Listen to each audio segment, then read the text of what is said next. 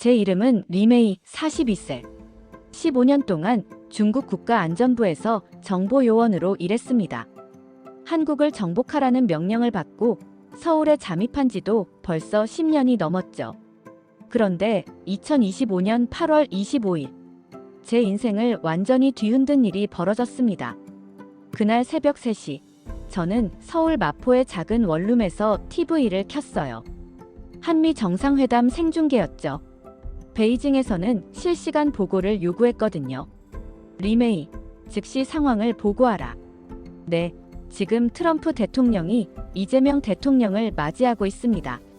그런데 그 순간 제가 본 장면은 15년간 믿어온 모든 것을 산산조각 내는 충격적인 현실이었습니다. 트럼프가 직접 의자를 빼주고 펜을 건네며 농담을 나누고 한국 조선업을 미국이 필요로 하는 기술이라고 극찬하는 모습. 그 순간 저는 확신했어요. 중국은 한국을 절대 이길 수 없다. 베이징에서는 제가 미쳤다고 했어요. 하지만 저는 이미 결심했습니다. 그래서 오늘 목숨을 걸고 이 고백을 남깁니다. 저는 더 이상 중국의 스파이가 아닙니다. 저는 한국인이 되고 싶습니다. 지금부터 들려드릴 이야기는 정말 위험한 이야기입니다. 다른 곳에 퍼뜨리지 않았으면 합니다. 하지만 더 이상 침묵할 수 없었어요. 좋아요, 구독 눌러주시면 더 좋은 영상을 만드는데 큰 힘이 됩니다. 2010년 저는 베이징 대학교 국제관계학과를 졸업하고 중국 국가안전부에 입사했습니다. 전공이 한국학이었고 한국어도 유창했거든요. 입사 첫날 상급자가 저에게 이렇게 말했어요. 리메이, 너의 임무는 명확하다. 한국을 정복하는 것이다. 정복이요? 물리적 정복이 아니라 정보적 정복이다. 한국의 약점을 찾아내고 언젠가 우리가 완전히 통제할 수 있도록 하는 것이다. 그때 저는 23세였고 조국에 대한 자부심으로 가득했어요. 중국이 세계 최강국이고 한국 같은 작은 나라는 언제든 소나기에 넣을 수 있다고 믿었거든요. 한국은 얼마나 걸릴까요? 길어봐야 5년이다. 한국은 미국에 의존하는 약한 나라니까. 2012년부터 2015년까지 저는 완벽한 한국인이 되기 위한 훈련을 받았어요. 서울 사투리부터 젊은이들의 유행어까지 모든 걸 외웠죠. 그리고 2015년 3월 15일 드디어 서울 파견 명령이 내려왔어요. 리메이, 이제 한국으로 가라. 정체를 절대 들키지 말고 한국 사회 깊숙이 침투하라. 베이징의 마지막 브리핑은 이랬어요.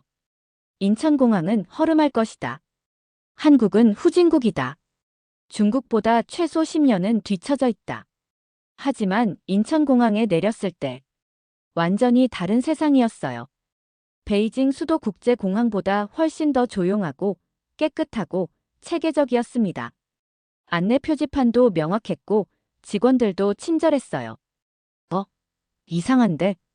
하지만 그때는 대수롭지 않게 생각했어요. 공항 하나 깨끗하다고 뭐 대단한 일이겠어요? 지하철을 타고 서울역으로 가는데 또 놀랐어요. 베이징 지하철과는 완전히 달랐거든요. 냄새도 없고 소음도 없고 모두가 질서정연하게 줄을 서서 타고 있더라고요. 뭔가 다르네. 명동에서 작은 원룸을 구했어요. 월세 50만 원. 베이징 기준으로는 꽤 비싸다고 생각했는데 방은 깨끗하고 관리도 잘 되어 있었어요. 집주인 할머니가 저에게 말했어요. 중국에서 오셨어요? 어머, 한국말 정말 잘하시네요. 우리나라 생활 불편한 거 있으면 언제든 말씀하세요. 그 따뜻함이 제가 예상했던 것과는 달랐어요. 베이징에서는 한국인들은 중국인을 차별하고 무시할 것이라고 했는데 실제로는 정반대였거든요. 그날 밤 명동 원룸에서 첫 보고서를 썼습니다. 한국 도착 첫날 보고서. 한국인들은 예상보다 중국인에게 친절합니다. 인프라는 베이징과 비슷한 수준입니다. 다만 여전히 미국 의존적 성향이 강해 보입니다. 베이징에서는 만족스러워했어요. 좋다, 리메이. 계속 파고들어라. 하지만 저는 그 순간부터 조금씩 이상하다는 걸 느끼기 시작했죠. 첫날부터 뭔가 배운 것과 달랐거든요. 본격적인 잠입 생활을 시작했어요. 겉으로는 중국어 강사였지만 실제로는 24시간 정보 수집이 임무였죠. 첫 번째 임무는 단순했어요. 정치, 경제, 문화 정보를 수집하고 한국의 약점을 분석하는 것. 베이징은 늘 이렇게 말했죠. 한국은 미국에 종속된 약소국이다. 내부 분열이 심하고 경제는 몇 개 대기업에 의존한다. 5년이면 정복 가능하다. 그런데 저는 한국에서 점점 이상한 것들을 보게 됐어요. 중국어 강사로 일하면서 만난 첫 번째 학생이 20대 대학생 김지민 씨였어요. 선생님, 중국 정말 대단해요. 만리장성도 보고 싶고 자금성도 가보고 싶어요. 하지만 우리 한국도 만만치 않죠? BTS 아세요? 전 세계가 한국어 배우고 있어요. 자신감이 넘쳤어요. 중국을 인정하면서도 한국에 대한 자부심이 대단했어요. 이건 제가 배운 내용과 완전히 달랐거든요. 한국인들은 중국을 무서워하고 굽신거릴 것이라고 했는데 첫 달 동안 만난 한국인들은 모두 비슷했어요.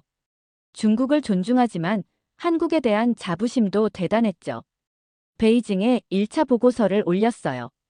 한국인들은 예상보다 자존감이 높습니다. 중국에 대해 두려워하기보다는 경쟁 의식을 보입니다. 베이징에서는 이런 답이 왔어요. 그것은 표면적인 것이다. 더 깊이 들어가면 열등감을 발견할 것이다. 계속 파고들어라. 그래서 더 깊이 들어가려고 했어요. 정치 토론 모임에도 참석하고 경제 세미나도 들었죠. 2015년 여름, 메르스 사태가 터졌어요. 저는 이걸 절호의 기회라고 생각했어요. 드디어 한국의 허술함을 볼 수 있겠다고. 하지만 결과는 완전히 예상과 달랐어요. 한국 정부의 대응은 투명했어요. 매일 브리핑을 열고 확진자 현황을 공개하고 언론의 자유로운 비판도 허용했죠. 베이징에서는 정부가 무능하다는 증거라고 했는데 제가 본 건 달랐어요. 오히려 투명성과 책임감이었거든요. 더 놀라운 건 시민들의 반응이었어요. 정부를 비판하면서도 방역 수칙은 철저히 지켰어요. 이게 민주주의구나. 베이징에 보고할 때 고민이 많았어요. 사실대로 쓰면 제가 무능하다고 여겨질 것 같고. 결국 이렇게 썼어요. 메르스 사태로 한국 정부에 대한 국민 불신이 높아졌습니다. 정부의 대응이 미흡하여 사회적 혼란이 가중되고 있습니다. 반은 맞고 반은 거짓말이었어요. 불신은 있었지만 그것조차 건전한 비판이었거든요. 하지만 제 안에서는 의문이 자라기 시작했습니다. 이게 정말 약점인가? 아니면 강점인가? 2016년 제 인생을 바꾼 사건이 일어났어요. 박근혜 대통령 탄핵 촛불 집회였죠. 베이징에서는 한국이 붕괴 직전이라며 흥분했어요. 리메이, 절호의 기회다. 한국의 내분을 자세히 관찰하고 보고하라. 저도 처음에는 그렇게 생각했어요. 대통령을 탄핵시키려는 시위라니. 중국에서는 상상할 수도 없는 일이었거든요. 그런데 광화문광장에 직접 가봤을 때 완전히 다른 세상이었어요. 수백만 명이 모였는데 단 한 명의 폭력도 없었어요. 아이들과 함께 온 가족들, 휠체어를 탄 할아버지, 대학생들. 모든 연령대가 평화롭게 촛불을 들고 있었죠. 그들이 부르는 노래를 들으며 저는 눈물이 났어요. 대한민국은 민주공화국이다. 모든 권력은 국민으로부터 나온다. 헌법 1조를 외치는 시민들의 목소리. 그게 이렇게 감동적일 줄 몰랐어요. 중국에서라면 이런 시위는 몇 분 만에 진압됐을 거예요. 하지만 한국에서는 경찰들도 질서 유지만 할 뿐 시민들의 표현의 자유를 보장했어요. 이게 진짜 민주주의구나. 저는 보고서에 이렇게 썼습니다. 한국이 극심한 혼란에 빠져 있습니다. 대통령 탄핵을 요구하는 대규모 시위가 연일 계속되고 있어 정부 기능이 마비되었고 사회가 분열되고 있습니다. 베이징은 아주 만족해했어요. 훌륭하다. 한국이 스스로 무너지고 있군. 이 기회를 놓치지 마라. 하지만 실제로는 한국 민주주의가 얼마나 성숙한지 보여주는 사건이었어요. 2017년 5월 문재인 대통령이 당선되었을 때 저는 정말 혼란스러웠어요. 사회가 다시 안정되고 새로운 정부가 출범하는 모습을 보면서 한국은 위기를 기회로 바꾸는 나라구나. 그해 말 베이징에서 긴급 소환 명령이 내려왔어요. 리메이, 한국 상황이 예상과 다르다. 직접 보고하러 와라. 베이징에서 2주간 집중 브리핑을 받았어요. 너의 보고서를 보니 한국이 혼란스러운 것 같은데 왜 경제 지표는 계속 좋아지고 있느냐? 그건 한국이 정말 약한 나라가 맞느냐?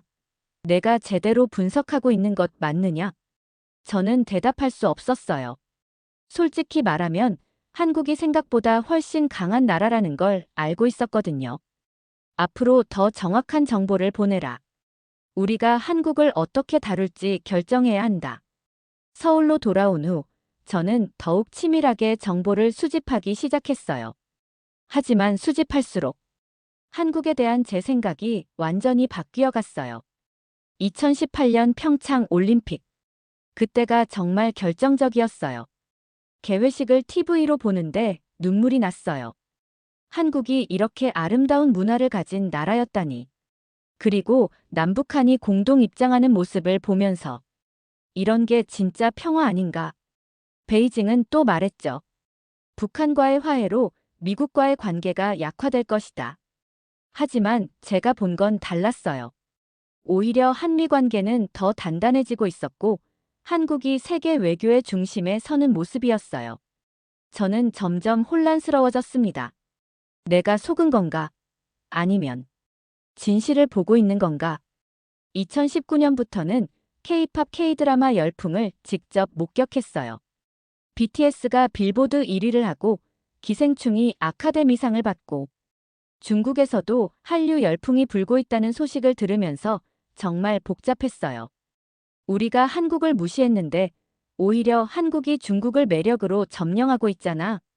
그리고 2020년 제 인생에서 가장 충격적인 순간이 왔어요. 코로나19가 터졌을 때 중국은 초반에 혼란스러웠어요. 우한 봉쇄, 정보 통제, 혼란의 연속이었죠. 저는 한국의 붕괴를 기대했어요. 이제야 약점을 제대로 볼 수 있겠지.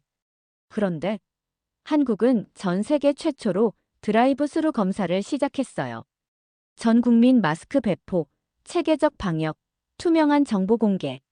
심지어 국민들이 정부를 신뢰하고 자발적으로 협조했어요. 이 정도 시스템이면 중국보다 낫네. 하지만 베이징에 보내는 보고서에는 거짓말을 써야 했어요. 한국의 방역 시스템은 사생활 침해가 심각하고 경제적 타격이 큽니다. 국민들의 불만이 높아지고 있습니다. 완전한 거짓말이었어요. 한국은 경제와 방역을 동시에 성공시켰거든요. 보고서를 보내면서 손이 떨렸어요. 내가 지금 누구를 위해 일하고 있는 거지? 그때부터 저는 정말 심각한 정체성 혼란을 겪기 시작했어요. 밤마다 뒤척이며 생각했어요. 내가 10년간 찾으려던 한국의 약점들이 실제로는 강점이었다면 2021년, 2022년이 지나면서 저는 점점 더 깊은 딜레마에 빠졌어요. 한국에서 보는 중국과 중국에서 보는 한국. 모든 게 거꾸로 보이더라고요. 특히 2022년 윤석열 정부가 출범하고 한미동맹이 더욱 강화되는 걸 보면서 한국이 이렇게 강한 나라였나? 하지만 정말 결정적인 순간은 올해 들어서였어요. 2025년 6월 3일 이재명 대통령이 당선되고 7월에 한미 관세 협상이 타결되고 베이징에서는 긴급 지령이 내려왔어요. 리메이, 상황이 심각하다. 한국이 예상보다 훨씬 강해지고 있다. 더 정확한 정보가 필요하다. 그리고 8월 12일 한미 정상회담 소식이 발표되자 리메이, 이번 한미 정상회담을 철저히 분석하라. 한국과 미국이 어떤 합의를 하는지, 중국에게 어떤 위협이 될지, 그때까지만 해도 저는 베이징의 명령을 따를 생각이었어요. 하지만 8월 25일 그날, 한미 정상회담을 지켜보면서 저는 완전히 다른 사람이 되었어요. 그날 본 것은 제가 15년간 믿어왔던 모든 것을 산산조각 내는 충격적인 현실이었거든요. 중국은 한국을 절대로 이길 수 없다는 것을, 한국이야말로 진짜 강대국이라는 것을. 그 순간부터 저는 결심했어요. 더 이상 중국의 스파이로 살 수 없다고. 진실을 세상에 알려야 한다고. 2015년 3월 15일 인천국제공항에 도착했을 때 저는 완전히 다른 세상에 온 것 같았어요. 베이징에서 받은 브리핑과는 완전히 달랐거든요. 한국은 후진국이다. 중국보다 10년 이상 뒤처져 있다. 공항부터 허름할 것이다. 하지만 인천국제공항은 베이징 수도국제공항보다 훨씬 깔끔하고 체계적이었어요. 이상한데? 하지만 그때는 대수롭지 않게 생각했어요. 지하철을 타고 서울역으로 가는데 또 놀랐어요. 베이징 지하철보다 훨씬 깨끗하고 조용하더라고요. 사람들이 줄도 잘 서고 뭔가 다르네. 명동에 있는 원룸을 구하고 본격적인 잠입 생활을 시작했어요. 첫 한 달은 정말 혼란스러웠어요. 베이징에서 들은 얘기와 현실이 너무 달라서. 예를 들어 한국 사람들은 중국을 무서워하고 굽신거릴 것이다라고 들었는데 실제로는 정반대였어요. 중국어 강사로 일하면서 만난 한국 학생들이 저에게 이렇게 말하더라고요. 선생님, 중국 정말 대단해요.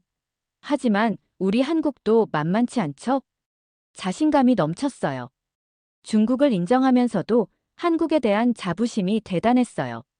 첫 달 보고서에 이렇게 썼죠. 한국인들은 예상보다 자존감이 높습니다. 중국에 대해 두려워하기보다는 경쟁 의식을 보입니다.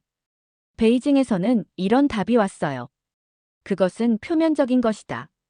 더 깊이 들어가면 열등감을 발견할 것이다. 하지만 시간이 지날수록 그 자존감이 허상이 아니라는 걸 알게 되었어요.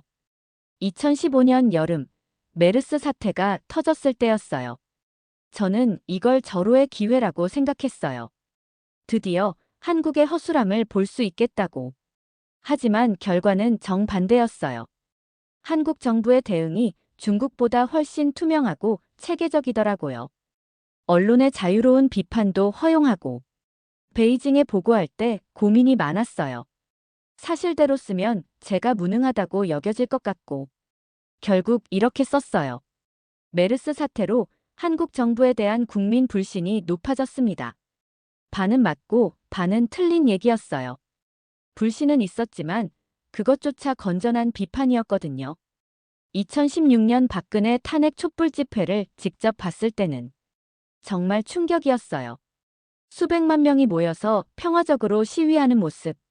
중국에서는 절대 볼 수 없는 광경이었어요. 이게 진짜 민주주의구나. 하지만 보고서에는 이렇게 썼어요. 한국이 극심한 혼란에 빠져 있습니다. 정부 기능이 마비되었고 사회가 분열되고 있습니다. 베이징은 아주 만족해했어요. 훌륭하다. 한국이 스스로 무너지고 있군.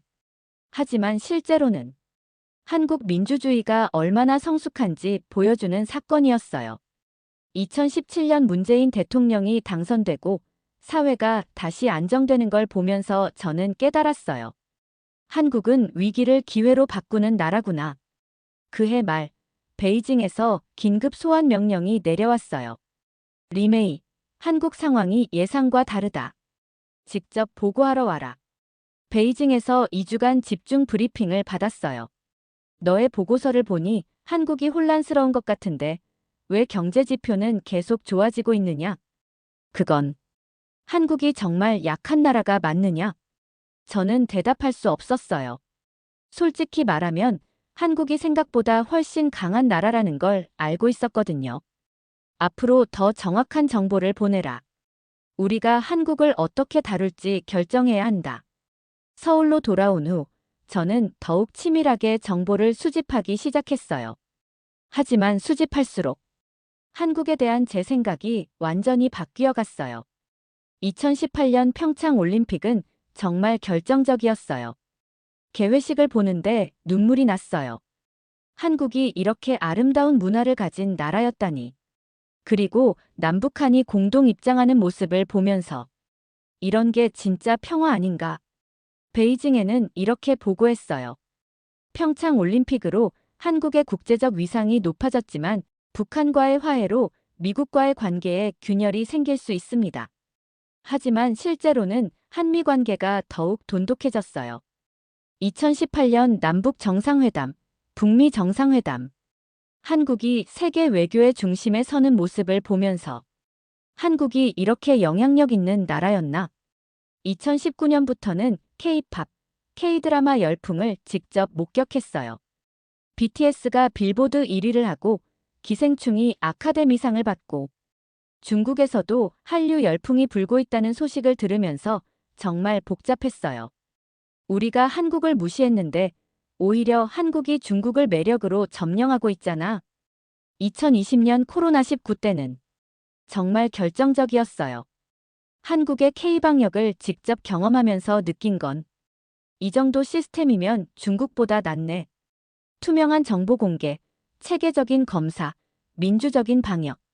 하지만 베이징에는 솔직히 말할 수 없었어요. 한국의 방역은 개인정보 침해 논란이 있고 경제적 타격이 큽니다. 거짓말이었어요. 한국은 경제와 방역을 동시에 성공시켰거든요. 2021년 오징어 게임이 전 세계를 강타했을 때 저는 베이징에 이런 보고서를 올렸어요. 한국 드라마가 세계적 성공을 거두고 있지만 내용이 한국 사회의 어두운 면을 다루고 있어서 한국 이미지에 부정적 영향을 줄 것입니다. 하지만 실제로는 정반대였어요. 오히려 한국에 대한 관심과 호감이 폭발적으로 증가했어요. 그때 저는 깨달았어요. 내가 한국을 완전히 잘못 이해하고 있었구나. 2022년, 2023년, 2024년. 시간이 지날수록 한국은 더욱 강해졌어요. 반도체, 배터리, K컬처, 스타트업. 어느 분야를 봐도 한국이 중국과 대등하거나 오히려 앞서고 있더라고요. 특히 2023년 윤석열 대통령이 미국을 국빈 방문하고 한미동맹이 더욱 강화되는 걸 보면서 한국이 이렇게 중요한 나라였나? 베이징에서는 계속 같은 지령을 내렸어요. 한국을 과대평가하지 마라. 여전히 우리보다 약한 나라다. 하지만 서울에서 생활하는 저에게는 그 말이 전혀 설득력이 없었어요. 2024년 12월 3일 비상계엄 사태가 터졌을 때 베이징은 흥분했어요. 드디어 한국이 무너지기 시작했다. 이 기회를 놓치지 마라. 하지만 6시간 만에 계엄이 해제되고 민주주의가 승리하는 모습을 보면서 저는 한국에 대해 완전히 다른 생각을 하게 되었어요. 이 나라는 어떤 위기도 이겨낼 수 있구나. 그리고 2025년 6월 3일 이재명 대통령이 당선되는 순간 저는 확신했어요. 한국이야말로 진짜 강대국이다. 베이징에서는 긴급 지령이 내려왔어요. 리메이, 상황이 심각하다. 이재명이라는 인물을 철저히 분석하라. 어떤 면에서요? 미국과 어떤 관계를 맺을지, 중국에게 어떤 위협이 될지. 그때 저는 깨달았어요. 베이징이 한국을 두려워하기 시작했다는 걸. 10년 전만 해도 언제든 손쉽게 정복할 수 있는 작은 나라라고 했던 한국을 이제는 심각한 위협으로 보고 있다는 걸. 그리고 8월 25일 한미 정상회담을 보기 전까지는 저도 여전히 중국이 한국보다는 강하다고 생각했어요. 하지만 그날 모든 게 바뀌었어요. 10년간 서울에 살면서 가장 충격적이었던 건 베이징과 서울의 현실이 완전히 다르다는 사실이었어요. 중국에서 배운 한국과 실제 한국이 정반대였거든요. 예를 들어볼게요. 베이징에서 들은 얘기. 한국은 미국에 완전히 종속된 나라다. 서울에서 본 현실. 한국이 미국과 대등한 파트너십을 유지하면서도 독자적 외교를 하고 있었어요. 문재인 대통령이 중국을 방문해서 시진핑과 정상회담을 하고 동시에 트럼프와도 긴밀하게 협력하는 모습. 이게 진짜 외교 아닌가 싶더라고요. 베이징에서 들은 얘기. 한국 경제는 몇 개 재벌에 의존하는 취약한 구조다. 서울에서 본 현실, 삼성, LG, 현대 같은 글로벌 기업들이 세계 시장을 주도하고 있었어요. 특히 반도체 분야에서는 중국이 한국을 따라잡기 힘들 정도로 기술 격차가 컸어요. 베이징에서 들은 얘기. 한국 문화는 중국 문화의 아류에 불과하다. 서울에서 본 현실, K-팝, K-드라마가 전 세계를 강타하면서 중국에서도 엄청난 인기를 끌고 있었어요. 심지어 중국 젊은이들이 한국어를 배우고 한국 음식을 먹고 한국 스타일을 따라 하더라고요. 이런 괴리가 너무 커서 저는 점점 정체성 혼란에 빠졌어요. 과연 누구 말이 맞는 건가? 가장 결정적이었던 건 2019년에 일어난 일이에요. 그해 중국에서 한류 금지령이 내려졌잖아요. 사드 배치 때문에. 베이징에서는 이렇게 브리핑했어요. 한국이 무릎 꿇고 용서를 빌 것이다. 중국 없이는 살 수 없으니까. 하지만 실제로는 한국이 굽히지 않더라고요. 오히려 다른 시장을 개척해서 더 성장했어요. 그리고 결국 중국이 먼저 한한령을 풀었잖아요. 그때 저는 깨달았어요. 한국이 중국보다 강하네. 2020년 코로나19 사태는 더욱 충격적이었어요. 베이징의 판단. 한국은 의료 시스템이 부실해서 큰 타격을 받을 것이다. 서울의 현실. 드라이브 스루 검사. 투명한 정보 공개. 민주적 방역. 전 세계가 K-방역을 부러워하더라고요. 중국에서도 한국 방역 시스템을 연구한다는 소식을 들었을 때 정말 복잡한 심정이었어요. 그리고 2021년 BTS가 UN 총회에서 연설했을 때 베이징에서는 그냥 가수들이 뭘 할 수 있겠나 했는데 실제로는 전 세계 젊은이들에게 엄청난 영향을 미치더라고요. 소프트 파워라는 게 이런 거구나 싶었어요. 2022년 윤석열 정부가 출범하면서 한미동맹이 더욱 강화되었을 때도 베이징의 반응. 한국이 중국을 적대시하고 있다. 서울의 현실. 한국은 미국과 가까워지면서도 중국과의 경제 협력을 계속 유지하더라고요. 균형 외교라는 게 이런 거구나 싶었어요. 특히 충격적이었던 건 한국의 기술력이었어요. 2023년 초에 베이징에서 이런 지령이 내려왔어요. 한국의 반도체 기술 정보를 더 수집하라. 우리가 추격할 방법을 찾아야 한다. 추격. 그 말을 듣고 깨달았어요. 중국이 한국을 따라잡으려고 하고 있다는 걸. 그전까지는 언젠가 한국을 추월할 것이라고 했는데 이제는 추격이라는 표현을 쓰더라고요. 실제로 삼성전자, SK하이닉스의 기술을 조사해보니 중국이 5년 이상 뒤처져 있더라고요. 특히 HBM 고대 역폭 메모리 같은 첨단 기술은 거의 10년 차이였어요. 그때 저는 확신했어요. 한국이 중국보다 앞서 있네. 2024년에는 더욱 확실해졌어요. K-팝이 전 세계를 강타하고 K-드라마가 넷플릭스를 접수하고 K-뷰티가 글로벌 스탠다드가 되고 심지어 중국 내에서도 한류가 다시 부활하기 시작했어요. 베이징에서 아무리 막으려고 해도 인민들이 한국 콘텐츠를 찾더라고요. 그리고 2024년 12월 3일 비상계엄 사태. 베이징은 정말 기뻐했어요. 드디어 한국이 무너진다. 긴급 소환까지 당했어요. 리메이, 한국 상황을 자세히 보고하라. 이 기회에 우리가 무엇을 할 수 있는지. 하지만 6시간 만에 계엄이 해제되고 민주주의가 승리하는 모습을 보면서 저는 오히려 한국에 대한 존경심이 생겼어요. 이런 나라가 진짜 선진국이구나. 베이징에 돌아가서 브리핑할 때도 한국의 민주주의는 생각보다 견고합니다. 쉽게 흔들리지 않을 것 같습니다. 상급자들이 화를 내더라고요. 무엇을 위해 10년간 보냈느냐? 한국의 약점을 찾으라고 했는데 약점이라기보다는 오히려 강점이 더 많은 것 같습니다. 뭐라고? 그때부터 저에 대한 의심이 시작된 것 같아요. 리메이가 너무 한국화된 것 아닌가? 2025년 들어서는 더욱 심각해졌어요. 6월 3일 이재명 대통령이 당선되자 리메이 이재명 정부의 대중 정책을 철저히 분석하라. 네. 특히 미국과 어떤 협력을 할지, 우리에게 어떤 위협이 될지. 그때 저는 깨달았어요. 베이징이 한국을 정말로 두려워하기 시작했다는 걸.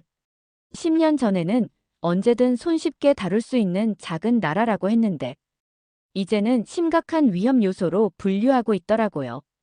그리고 8월 12일 한미 정상회담 발표가 나자 베이징은 완전히 패닉 상태가 되었어요. 리메이, 즉시 워싱턴으로 가라. 워싱턴이요? 한미 정상회담을 직접 취재하고 어떤 합의가 이루어지는지 파악하라. 하지만 제 신분이 상관없다. 언론사 기자로 가장해서라도 정보를 수집하라. 정말 필사적이었어요. 하지만 저는 워싱턴에 가지 않았어요. 대신 서울에서 한미 정상회담을 지켜봤죠. 그리고 그날 제 인생이 완전히 바뀌었어요. 2025년 8월 25일 새벽 3시 한국 시간 저는 서울 마포구 제 원룸에서 한미 정상회담 생중계를 보고 있었어요. 베이징에서는 실시간 보고를 요구했거든요. 리메이, 즉시 상황을 보고하라. 네, 지금 트럼프 대통령이 이재명 대통령을 맞이하고 있습니다. 처음에는 그냥 평범한 정상회담인 줄 알았어요.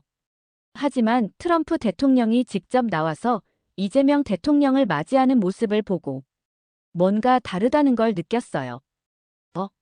예상과 다른데? 더 놀라운 건 오벌 오피스에서 트럼프가 직접 의자를 빼주는 장면이었어요. 트럼프가 저렇게 할 리 없는데. 저는 지난 8년간 트럼프의 외교를 지켜봤어요. 그가 다른 정상들을 대하는 방식을. 하지만 이재명 대통령을 대하는 태도는 완전히 달랐어요. 존중, 예의, 심지어 친밀감까지. 베이징에 1차 보고를 올렸어요. 트럼프 대통령이 이재명 대통령을 매우 예우하고 있습니다. 예우? 어느 정도로? 직접 의자를 빼주고 농담도 하고 매우 편안한 분위기입니다. 이상하다. 트럼프가 그렇게 할 리 없는데. 베이징도 당황하고 있었어요. 그런데 진짜 충격은 그 다음이었어요. 방위비 얘기가 전혀 나오지 않더라고요.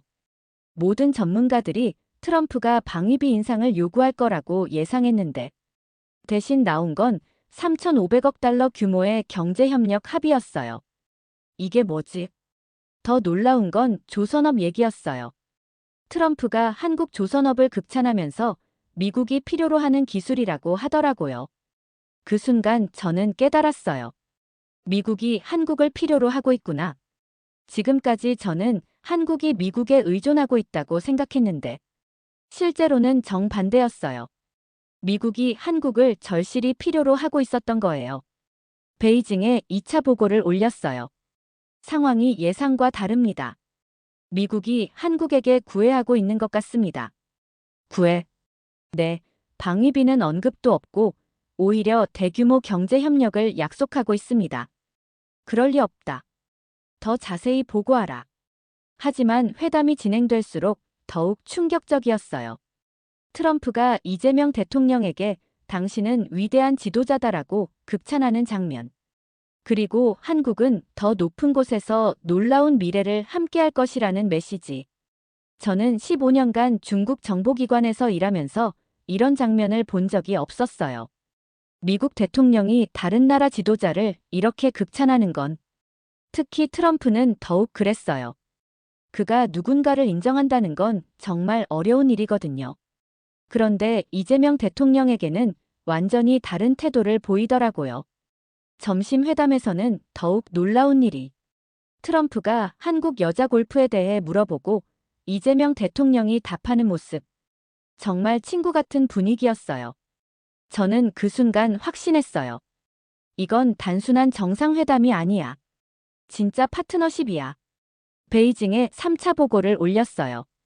두 정상이 매우 친밀한 관계를 보이고 있습니다. 이는 전략적 동반자 관계로 발전할 가능성이 높습니다. 친밀. 얼마나? 트럼프가 직접 사인을 해주고 선물도 주고. 가족처럼 대하고 있습니다.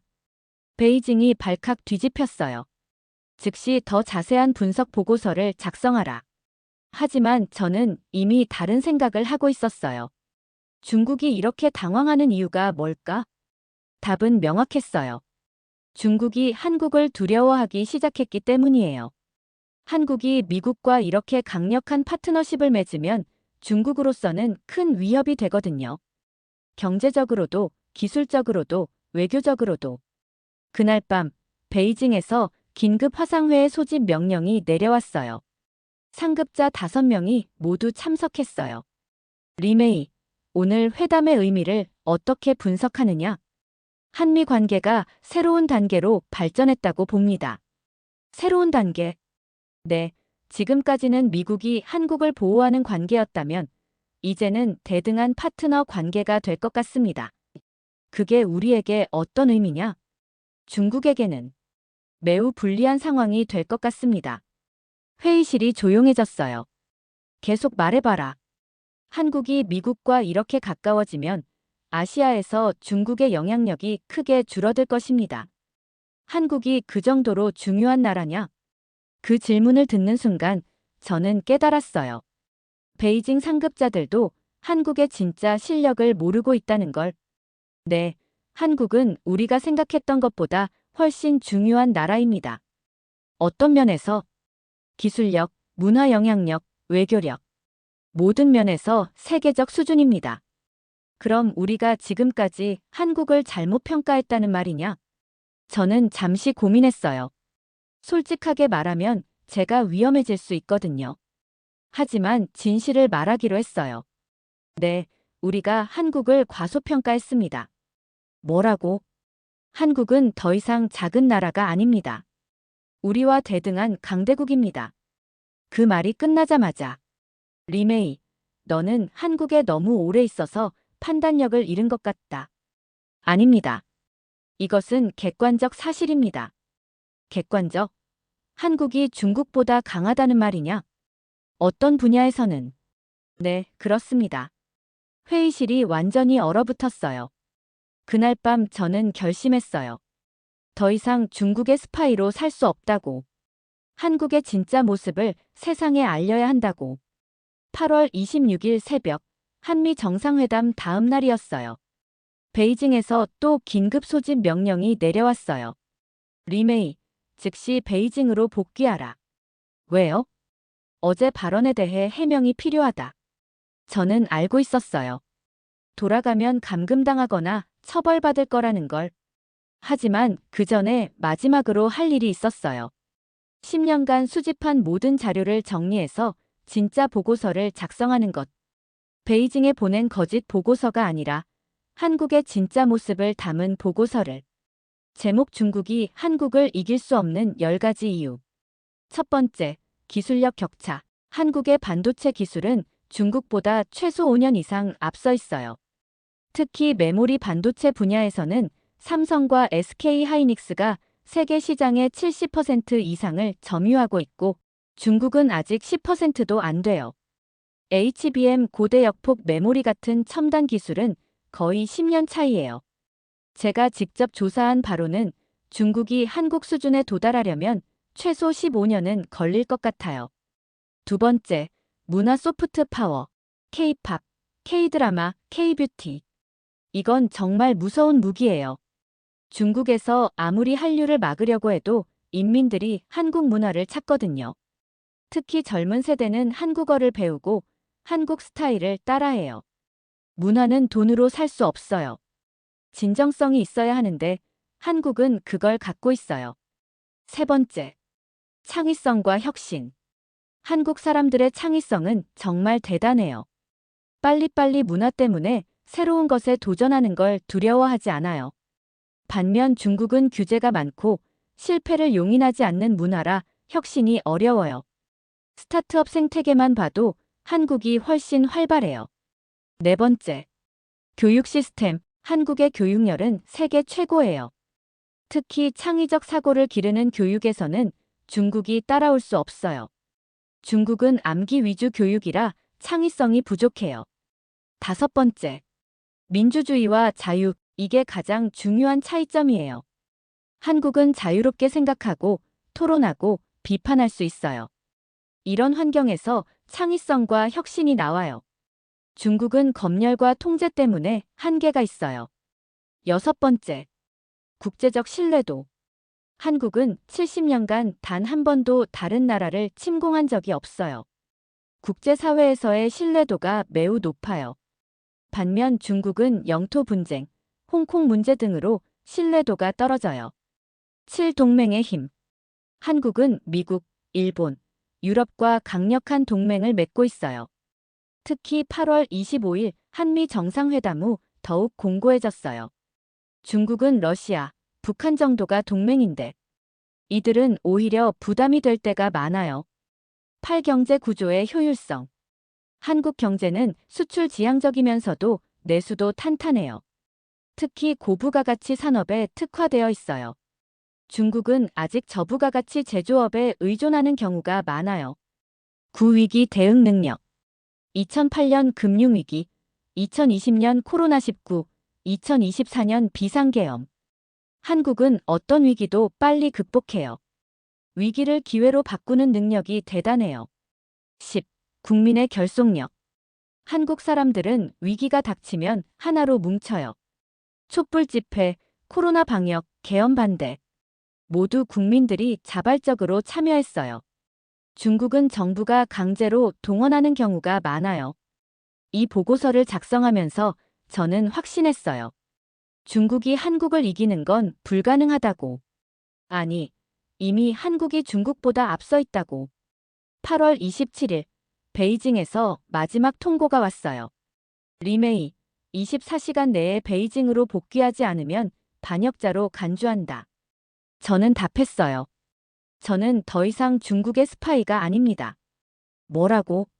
저는 한국을 사랑하게 되었고, 이제 한국에서 살고 싶어요. 배신자. 배신이 아닙니다. 진실을 깨달은 거예요. 그날 저는 한국 정부에 자수했어요. 국정원에 가서 모든 걸 털어놨어요. 저는 15년간 중국 스파이로 활동했습니다. 하지만 이제 한국 편이 되고 싶어요. 담당자가 놀라더라고요. 왜 마음을 바꾼 거죠? 한국이 중국보다 훨씬 좋은 나라라는 걸 깨달았거든요. 구체적으로 어떤 면에서요? 모든 면에서요. 자유, 창의성, 따뜻한 인간관계, 미래에 대한 희망. 그럼 앞으로 어떻게 하고 싶으세요? 한국 시민권을 얻고 싶어요. 그리고 한국을 위해 일하고 싶어요. 담당자가 웃으면서 말하더라고요. 환영합니다. 한국은 진심을 다하는 사람을 받아들이는 나라니까요. 그 순간 저는 눈물이 났어요. 10년간 스파이로 살면서 느끼지 못했던 따뜻함을 느꼈거든요. 한국 시민권을 신청하고 새로운 삶을 시작하면서 저는 한국 사람들에게 꼭 전하고 싶은 말이 있었어요. 여러분은 자신들이 얼마나 대단한지 모르고 계세요. 15년간 중국 정보기관에서 일하면서 세계 여러 나라를 분석해봤지만 한국 같은 나라는 없었어요. 첫째, 한국의 기술력은 세계 최고 수준이에요. 삼성전자의 반도체 기술, LG의 디스플레이 기술, 현대차의 전기차 기술. 이런 것들이 얼마나 대단한지 아세요? 중국에서는 이 기술들을 따라잡기 위해 수조 원을 투자하고 있어요. 하지만 아직도 한참 뒤처져 있어요. 특히 반도체 분야는 중국이 따라오려면 최소 10년은 걸릴 거예요. 둘째, K컬처의 파급력은 상상을 초월해요. BTS, 블랙핑크, 스트레이 키즈. 이 가수들이 중국에서 얼마나 인기인지 아세요? 중국 정부가 아무리 막으려고 해도 젊은이들이 한국 음악을 들어요. 오징어 게임, 기생충, 킹덤. 이런 드라마와 영화들이 전 세계 사람들의 생각을 바꾸고 있어요. 이게 바로 소프트 파워예요. 셋째, 한국의 민주주의는 세계의 모범이에요. 2024년 12월 3일 비상계엄을 6시간 만에 막아낸 것. 전 세계가 놀랐어요. 한국의 민주주의가 이렇게 성숙했나? 중국에서도 그 뉴스를 보고 충격받았어요. 시민들이 스스로 나서서 민주주의를 지키는 나라. 이런 나라가 또 어디 있나요? 넷째, 한국의 경제 시스템은 매우 효율적이에요. GDP 대비 무역량, 혁신 지수, 경쟁력 순위. 모든 면에서 세계 최상위권이에요. 특히 위기 대응 능력은 정말 대단해요. 1997년 외환위기, 2008년 금융위기, 2020년 코로나. 모든 위기를 기회로 바꿨어요. 다섯째, 한국인의 정신력은 세계 최강이에요. 빨리빨리 할 수 있다 해보자. 이런 정신으로 70년 만에 최빈국에서 선진국이 되었어요. 중국 사람들이 가장 부러워하는 게 바로 이 정신력이에요. 하지만 한국 사람들은 이런 자신들의 장점을 잘 몰라요. 오히려 자신감이 부족한 경우가 많더라고요. 우리나라는 작은 나라라서, 우리는 강대국이 아니라서, 이런 말들을 자주 들었어요. 정말 안타까워요. 한국은 이미 강대국이에요. 경제 규모로는 세계 10위, 기술력은 세계 5위, 문화 영향력은 세계 3위. 어떤 기준으로 봐도 강대국이에요. 특히 8월 25일 한미 정상회담 이후에는 더욱 확실해졌어요. 미국도 한국을 대등한 파트너로 인정했거든요. 그런데 정작 한국 사람들은 이걸 잘 모르는 것 같아요. 여러분, 자부심을 가지세요. 전 세계가 한국을 부러워하고 있어요. 중국도, 일본도, 유럽도. 모든 나라가 한국처럼 되고 싶어 해요. K-팝, K-드라마를 따라하고 한국 기술을 배우려 하고 한국 정치 시스템을 연구하고. 이런 나라가 또 어디 있나요? 저는 15년간 중국 스파이로 살면서 한국의 약점을 찾으려 했어요. 하지만 찾을 수 없었어요. 오히려 한국의 강점만 계속 발견했어요. 그래서 마음을 바꾼 거예요. 이런 나라의 국민이 되고 싶다고. 지금 저는 정말 행복해요. 한국어도 완벽하게 구사하고 한국 친구들도 많이 사귀고 한국 음식도 좋아하고 무엇보다 자유로워요. 중국에서는 항상 감시당한다는 느낌이었는데 한국에서는 진짜 자유를 느껴요. 마음껏 생각하고 말하고 꿈꿀 수 있어요. 이런 환경에서 살 수 있다는 게 정말 감사해요. 한국 국민 여러분께 말씀드리고 싶어요. 여러분이 생각하는 것보다 한국은 훨씬 대단한 나라예요. 전 세계가 인정하는 강대국이고 모든 분야에서 최고 수준이에요. 더 자신감을 가지고 더 당당하게 사세요. 여러분은 그럴 자격이 충분해요. 그리고 한국의 미래는 정말 밝아요. 통일도 될 거고 더 큰 강대국도 될 거고 세계 평화를 이끄는 나라도 될 거예요. 왜냐하면 한국에는 그걸 가능하게 할 사람들이 살고 있거든요. 여러분 같은 사람들이. 8월 28일 제가 한국 정부에 자수한 다음 날이었어요. 베이징에서 정말 무서운 보복이 시작되었어요. 중국 대사관에서 한국 정부에 정식 항의를 했어요. 리메이는 중국 국적자이므로 즉시 본국으로 송환하라. 하지만 한국 정부의 반응은 단호했어요. 본인이 자발적으로 귀화를 신청했으므로 보호할 의무가 있다. 그날 밤 제 휴대폰으로 베이징에서 전화가 왔어요. 리메이, 마지막 기회다. 24시간 내에 마음을 바꾸면 모든 걸 용서해 주겠다. 거절합니다. 후회할 것이다. 후회하지 않습니다. 저는 한국인이 될 거예요. 그 후 정말 무서운 일들이 벌어졌어요. 중국에 있는 제 가족들이 연락이 끊겼어요. 부모님, 남동생 모두 행방불명이 되었어요. 하지만 저는 굽히지 않았어요. 이미 선택한 길이야. 끝까지 가자. 더 놀라운 건 한국 정부의 대응이었어요. 국정원에서 저에게 개인 보안 요원을 배치해줬어요. 안전하게 새로운 삶을 시작할 수 있도록 도와드리겠습니다. 정말 감동적이었어요. 9월 1일 드디어 한국 국적 취득이 확정되었어요. 새로운 이름도 받았어요. 이미영. 한국식 이름으로 새로운 인생을 시작하는 거예요. 그런데 그날 베이징에서 마지막 카드를 꺼냈어요. 중국 외교부에서 공식 성명을 발표한 거예요. 한국이 중국 국가기밀을 탈취했다. 한국은 국제법을 위반했다. 즉각적인 사과와 배상을 요구한다. 정말 뻔뻔한 주장이었어요. 하지만 한국 정부의 대응은 더욱 당당했어요. 외교부 브리핑에서 해당 인물은 자발적으로 한국 시민권을 신청했으며 우리는 이를 인도적 차원에서 받아들였습니다. 중국의 일방적 주장은 받아들일 수 없습니다. 그리고 놀라운 일이 벌어졌어요. 미국에서 한국을 지지하는 성명을 발표한 거예요. 한국의 결정을 전적으로 지지한다. 인권과 자유를 선택한 개인을 보호하는 것은 당연하다. 8월 25일 한미 정상회담의 효과였어요. 미국이 한국을 진짜 파트너로 생각하기 시작한 거죠. 일본, 유럽연합, 캐나다, 호주. 모든 자유민주주의 국가들이 한국을 지지했어요. 그 순간 저는 확신했어요. 한국이 정말 강한 나라구나. 중국의 압박에도 굴복하지 않고 오히려 국제사회의 지지를 받고 9월 5일 더욱 놀라운 소식이 들려왔어요. 중국 내부에서 제2, 제3의 리메이가 나타나기 시작한 거예요. 다른 중국 정보 요원들이 한국으로 망명을 신청하기 시작한 거죠. 리메이의 결정이 옳았다. 한국이 중국보다 좋은 나라다. 우리도 자유를 찾고 싶다. 베이징이 완전히 패닉 상태가 되었어요. 하지만 더 이상 막을 수 없었어요.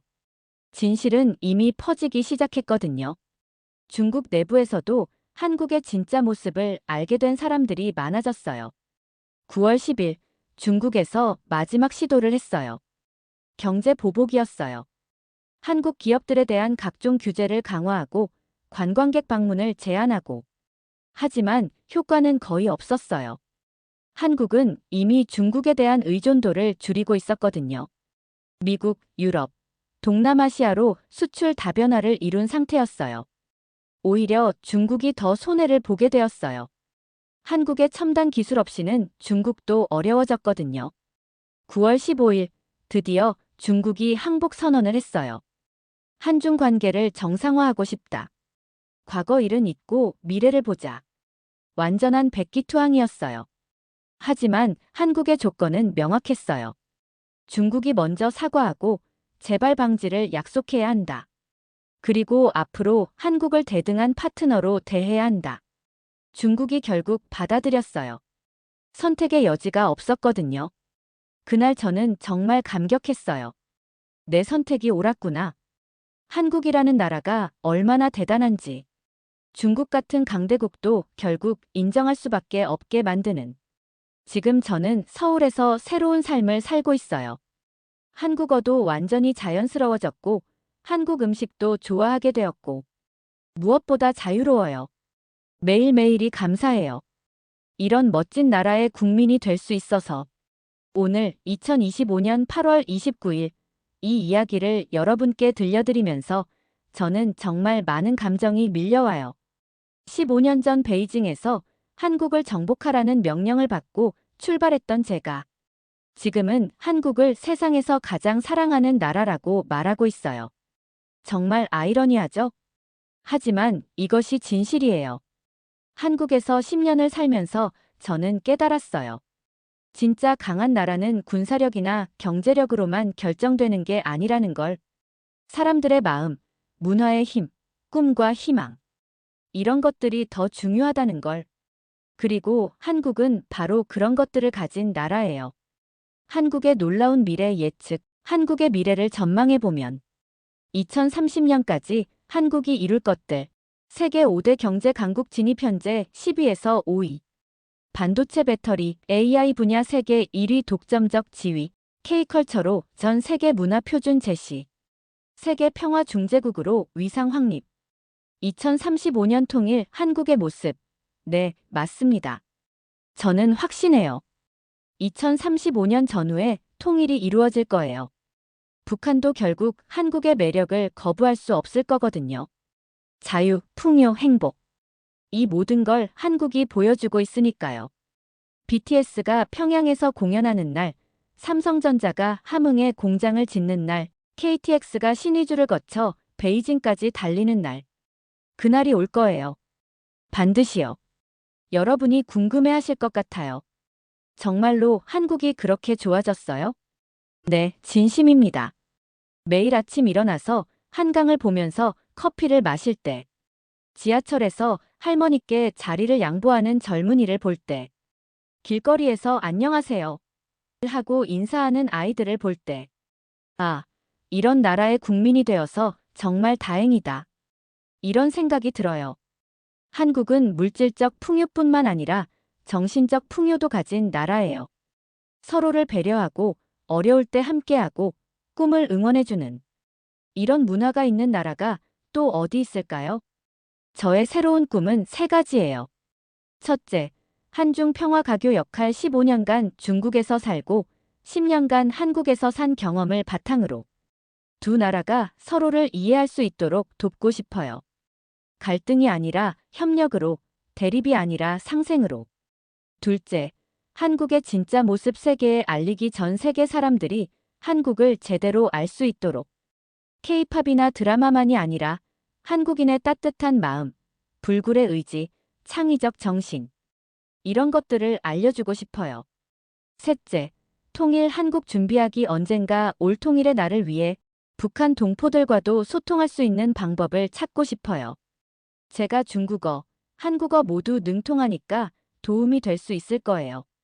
한국 국민 여러분, 여러분은 자신들이 얼마나 자랑스러운 민족인지 아세요? 저는 15년간 세계 각국을 분석해봤지만 한국 같은 나라는 없었어요. 70년 만에 최빈국에서 선진국이 된 기적, 전쟁의 폐허에서 K컬처 강국이 된 역사, 독재에서 민주주의로, 분열에서 통합으로 이 모든 걸 이룬 나라가 또 어디 있나요? 특히 60대 이상 어르신들께 깊은 경의를 표해요. 여러분이 맨손으로 일궈낸 이 나라. 여러분의 땀과 눈물로 만든 이 기적. 지금 전 세계가 부러워하고 있어요. 중국도, 일본도, 미국도. 한국은 어떻게 이런 일을 해냈을까? 그 답은 바로 여러분에게 있어요. 포기하지 않는 정신, 더 나은 내일에 대한 믿음, 자식들을 위한 희생. 이런 것들이 오늘의 한국을 만든 거예요. 2025년 8월 25일 한미 정상회담 이후 세상이 완전히 바뀌었어요. 이제 전 세계가 인정해요. 한국이 진짜 강대국이다. 앞으로 10년, 20년. 한국은 더욱 놀라운 발전을 이룰 거예요.